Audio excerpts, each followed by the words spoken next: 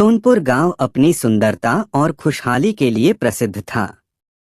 इस गांव की एक खास बात थी, यहाँ जन्म लेने वाले हर बच्चे को एक चम्मच मिलती थी। लेकिन ये कोई साधारण चम्मच नहीं होती, बल्कि सोने की बनी होती थी। ऐसा कहा जाता था कि जो भी बच्चा इस चम्मच को संभाल कर रखेगा, वह जीवन में बहुत बड़ा इंसान बनेगा। गांव के बुजुर्ग बताते थे कि कई साल पहले गांव के एक साधु ने यह वरदान दिया था कि हर नवजात को सोने की चम्मच मिलेगी, लेकिन जो लालच करेगा या इसका दुरुपयोग करेगा, उसकी चम्मच गायब हो जाएगी। मोहन एक गरीब किसान का बेटा था। जब वह पैदा हुआ तो उसे भी एक सोने की चम्मच मिली। उसके माता पिता ने उसे यह सिखाया कि यह सिर्फ एक वस्तु नहीं, बल्कि मेहनत और ईमानदारी का प्रतीक है।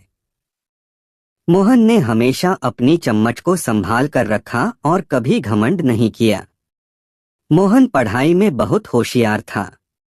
उसके दोस्त उसकी चम्मच देखकर चकित रहते थे, लेकिन मोहन ने कभी उसे अपनी ताकत का कारण नहीं माना। वह मानता था कि असली ताकत मेहनत में होती है। रामू उसी गांव में रहने वाला एक और लड़का था। वह बहुत लालची था और हमेशा मोहन की चम्मच को लेकर जलता था। एक दिन उसने मोहन से कहा, अगर यह चम्मच तुम्हें सफल बना सकती है तो मैं भी इसे पा सकता हूँ। रामू ने एक दिन मोहन की चम्मच चुराने की कोशिश की, लेकिन जैसे ही उसने उसे छुआ, चम्मच गायब हो गई। वह डर गया और समझ नहीं पाया कि यह कैसे हुआ। गांव के बुजुर्गों ने बताया, जो चम्मच किसी की मेहनत और सच्चाई की प्रतीक होती है, वह कभी किसी और के हाथ में नहीं जा सकती। मोहन बड़ा हुआ और अपनी मेहनत से एक सफल इंजीनियर बन गया।